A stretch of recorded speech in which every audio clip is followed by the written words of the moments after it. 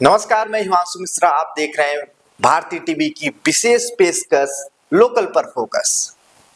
आइए दोस्तों, हम जानते हैं कि आज लोकल पर फोकस प्रोग्राम पर कौन सी खबर आपको हम बताएंगे।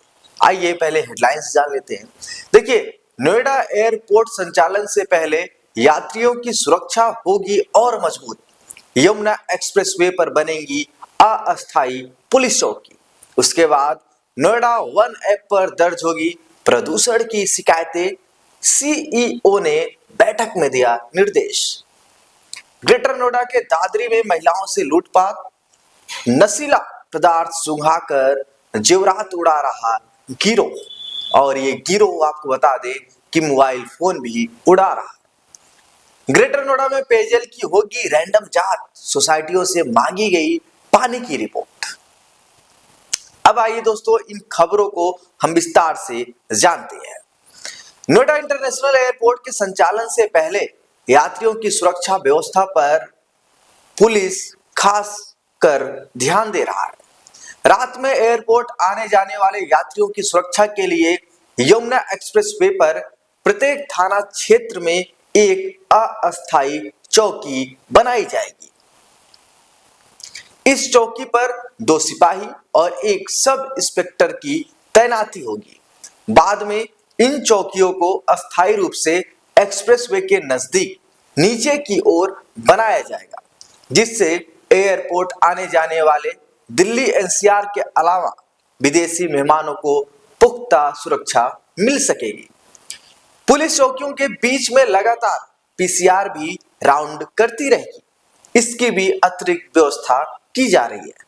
इसी माह एरोड्रोम लाइसेंस जारी होने की संभावना। नोएडा इंटरनेशनल एयरपोर्ट का निर्माण का कार्य पूर्ण हो चुका है और बीसीएस की तरफ से सिक्योरिटी क्लियरेंस मिलते ही इसी माह एरोड्रोम लाइसेंस जारी होने की प्रबल संभावना है। आपको बता दें कि एरोड्रोम लाइसेंस मिलने के साथ ही एयरपोर्ट का शुभारंभ हो जाएगा।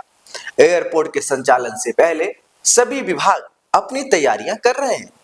उसी क्रम में सबसे अहम यात्रियों की सुरक्षा है। इसके लिए गौतम बुद्ध नगर पुलिस ने प्लान तैयार कर लिया है। आपको अब बताते हैं कि किन क्षेत्रों में स्थापित की जाएगी अस्थायी चौकी। देखिए, ग्रेटर नोएडा में यमुना एक्सप्रेसवे के 0 पॉइंट से लेकर एयरपोर्ट तक आसपास आबादी क्षेत्र नहीं है। एक्सप्रेसवे के दोनों ओर खुला क्षेत्र है। रात में एयरपोर्ट आने जाने वाले यात्रियों से किसी तरह की आपराधिक वारदात की आशंका को समाप्त करने के लिए अस्थायी पुलिस चौकी बनाने का निर्णय लिया गया है। Expressway Ecotech first, Dankaur, Rabupura व जेवर कोतवाली क्षेत्र से गुजरता है। इन सभी कोतवाली क्षेत्र में अस्थायी चौकी स्थापित की जा रही है। इन अस्थायी चौकियों की स्थापना एयरपोर्ट संचालन से पहले कर ली जाएंगी। बाद में एक्सप्रेसवे के नीचे जमीन उपलब्ध होने पर भवन निर्माण कर इन्हें चौकियों को अस्थायी चौकियों में बदला जाएगा। आपको बता दें कि जो पुलिसकर्मी तैनात होंगे उसमें जो अंग्रेजी बोलने में निपुण पुलिसकर्मी होंगे उनको यहाँ पे प्राथमिकता मिलने वाली है। देखिए, यमुना एक्सप्रेसवे के रास्ते आगरा, मथुरा के अलावा अयोध्या, वाराणसी और लखनऊ व प्रयागराज तक के देश के अलावा विदेशी मेहमान यात्रा करेंगे और एक्सप्रेसवे पर लोग यात्रा करते भी हैं। एयरपोर्ट संचालन के बाद हाई प्रोफाइल लोगों का आवागमन और भी बढ़ जाएगा। इसीलिए सरकार और पुलिस विभाग ध्यान देते हुए जो पढ़े लिखे पुलिसकर्मी हैं, जिनकी अंग्रेजी ठीक है, जो अंग्रेजी अच्छा बोलते हैं, उनकी तैनाती यहां पर की जाएगी। अब चलते हैं एक और बड़े महत्वपूर्ण खबर की तरफ, जिसमें नोएडा वन ऐप पर आप दर्ज कर सकेंगे प्रदूषण की शिकायतें। देखिए, शहर में प्रदूषण का स्तर बढ़ने पर नोएडा प्राधिकरण को हर माह 60,000 से अधिक शिकायतें पहुंचती है। यह शिकायतें विभिन्न सोशल मीडिया प्लेटफॉर्म जैसे और यूपीपीसीबी, सीपीसीबी और सीएक्यूएम के माध्यम से पहुंचती है। कई बार शिकायतों का समय पर निस्तारण होता है तो कई छूट जाती है। प्राधिकरण प्रदूषण से संबंधित शिकायतों के लिए ऐप बनाएगा। बीते दिनों सीईओ ने बैठक के दौरान इसके निर्देश दिए थे। आपको बताते चले कि शहर में प्रदूषण का गंभीर मुद्दा है और सोशल मीडिया पर सबसे अधिक शिकायतें दर्ज होती है। प्राधिकरण की ओर से शिकायतों का संज्ञान लिया जाता है। कई बार शिकायतों में जगह नहीं दर्शाई जाती। अब ऐप के माध्यम से शिकायतें दर्ज होंगी। ऐप बनने का इसका ट्रायल होगा। जो ऐप बनेगा इसके बाद इसका ट्रायल होगा। सभी खामियां दूर कर ऐप को जारी किया जाएगा। ऐप का जो नाम होगा वो नोएडा वन होगा और प्रदूषण से संबंधित शिकायतों को यहां दर्ज कर उन शिकायतों को दूर किया जाएगा। अब एक ऐसी खबर की तरफ हम रुख करते हैं जिसे सुनकर आप भी हैरत में पड़ जाएंगे, क्योंकि ग्रेटर नोएडा के दादरी में महिलाओं से लूटपाट हुई है। लेकिन इस बार जो लूटपाट हुई है वो कट्टा दिखाकर नहीं, चाकू दिखाकर नहीं, असलहा दिखाकर नहीं, बल्कि नशीला पदार्थ सुंघाकर जेवरात कोई एक गिरोह उड़ा रहा है। आपको बता दें कि अभी कुछ दिन पहले एक युवक के साथ ग्रेटर नोएडा के कासना स्थित क्षेत्र में कुछ दिन पहले उसका मोबाइल और उसके अकाउंट से पैसे भी निकलवा लिए गए। आपको बता दें कि उस व्यक्ति के साथ ऐसा हुआ कि वह व्यक्ति अपने घर जा रहा था और वह किसी के बाइक पर बैठ गया और बाइक पर बैठने के बाद वह कुछ दूर चलता है तो जो बाइक सवार दो लोग रहते हैं अपनी हैंकी से उसके ऊपर झटकते हैं। इसके बाद वह व्यक्ति पूरी तरीके से उनकी बातों में आ जाता है। वह व्यक्ति कहता है कि अपना फोन निकालो। वह व्यक्ति फोन निकालता है और कहता पासवर्ड क्या है। व्यक्ति पासवर्ड भी बता देता है, अकाउंट में पैसे भी ट्रांसफर करा लेता है, सब कुछ करा लेता है। उसके बाद उसको छोड़कर चला जाता है। लेकिन जब व्यक्ति को होश आता है तो देखता है कि सब कुछ खाली। करे तो क्या करे। ऐसी घटनाएं नोएडा और ग्रेटर नोएडा के अंदर लगातार हो रही है। अब ऐसी घटनाएं दादरी नगर में हुई है, क्योंकि नशीला पदार्थ सुंघाकर महिलाओं से जेवरात लूटने वाला गैंग सक्रिय एक माह के अंदर 3 महिलाओं को निशाना बना चुका है। तीनों महिलाओं से दिन दहाड़े नशीला पदार्थ सुंघाकर उनके कानों के कुंडल व रुपए लूटकर आसानी से फरार हो गए। तीसरी घटना जो है आपको बता दें कि मंगलवार शाम कस्बा पुलिस चौकी के सामने घटित हुई।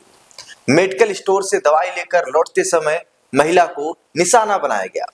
महिला से कानों के कुंडल व 2 सोने की अंगूठी लेकर फरार हो गए। आपको बता दें कि जो जानकारी मिली है उसके अनुसार पुष्पा चौहान पत्नी कैलाश चौहान जो निवासी है बागवान मोहल्ला दादरी की वो निवासी है और उन्होंने पुलिस को शिकायत दी है और वह अपनी बहन को दादरी रोडवेज बस स्टैंड पर छोड़ने आई थी। उसके बाद दादरी तिराहे पर कस्बा चौकी के सामने स्थित मेडिकल स्टोर से दवाई खरीदकर वापस लौट रही थी। एक युवक उससे टकराया और वह बेसुध हो गई। घर जाते समय जीटी रोड पर उसके फोन पर घंटी आई। सुनने के लिए फोन उठाया तब उसे चेत आई तो उसने देखा कि उसके कानों के दोनों कुंडल व हाथ के दोनों सोने की अंगूठी गायब थी। घर पहुंचकर घटना की जानकारी स्वजन को दी और स्वजनों ने पुलिस को लिखित शिकायत दी। और बता दें कि कुछ दिन पहले जारचा रोड पर अनीता से मोटरसाइकिल सवार बदमाश कुंडल लूटकर फरार हो गए थे। रेलवे रोड अयोध्यागंज गेट के सामने वृद्ध महिला मितलेश को आंखों का अस्पताल की जानकारी का बहाना बनाकर नशीला पदार्थ सुंघाकर कुंडल व 1500 रुपए लूटकर फरार हो गए। अब दोस्तों एक और खबर की तरफ चलते हैं कि जब से इंदौर की घटना हुई है इसके बाद से लगातार मीडिया और सरकारी तंत्र एक्टिव हो गया है। वहीं ग्रेटर नोएडा में अब पेयजल की होगी रैंडम जांच। सोसाइटियों से मांगी गई है पानी की रिपोर्ट। देखिए इंदौर की घटना के बाद लगातार सब मीडिया हो या सरकारी तंत्र हो सब एक्टिव है। अब आपको बता दें कि एक अभियान चलाया गया है हर एक सीवर में, मतलब हर एक सेक्टर में सीवर लाइन टूटने, जर्जर पेयजल पाइपलाइन के जरिए घरों तक गंदा पानी पहुंचने, भूजल दूषित होने, सोसाइटियों 2000 टीडीएस का पानी, ड्राइंग यूनिट से निकालने वाले केमिकल युक्त पानी से भूजल बर्बाद होने जैसे तमाम बिंदुओं को उठाया जा रहा है और मीडिया इस मुद्दे को जबरदस्त तरीके से उठा रहा है। चाहे हमारा चैनल हो, चाहे कोई और चैनल हो, इन सब मुद्दे पर फिर से सुन लीजिए। सीवर लाइन टूटने, जर्जर पेयजल पाइपलाइन के जरिए घरों तक गंदा पानी पहुंचने, भूजल दूषित होने, सोसाइटी है उनमें 2000 से ज्यादा टीडीएस का पानी और तमाम जो मुद्दे हैं वो सब हमारा चैनल उठा रहा है और हर एक चैनल उठा रहे हैं। देखिए, इसको देखते हुए ग्रेटर नोएडा प्राधिकरण के सीईओ ने ग्रेटर नोएडा में सभी जगहों से पानी की रैंडम जांच कराने के निर्देश दिए हैं और वहीं जल विभाग को सभी जगहों से पानी की रैंडम जांच कराने को कहा गया है। जिन जगहों पर प्राधिकरण सप्लाई करता है वहां पानी की जांच प्राधिकरण खुद कराएगा। इसी तरह बिल्डर्स सोसाइटियों व कोऑपरेटिव सोसाइटियों में प्रबंधन समिति को जलाशयों की नियमित सफाई कराने, पानी का सैंपल आईएसओ मानकों के तहत जांच कराने व रिपोर्ट प्राधिकरण के जल विभाग में जमा कराने के निर्देश दिए हैं। आपको बता दें कि इसी तरह औद्योगिक, व्यावसायिक, आईटी, संस्थागत आदि एरिया में भी जांच कराने के निर्देश दिए गए हैं।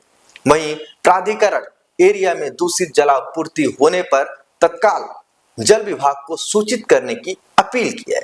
इसके लिए वरिष्ठ प्रबंधक जल और प्रबंधक जल के मोबाइल नंबरों पर संपर्क किया जा सकता है। आप एक बार मोबाइल नंबर नोट करिए, 9205691408। दूसरा नंबर है 8937024017। आपको बता दें जो पहला नंबर था वो वरिष्ठ प्रबंधक जल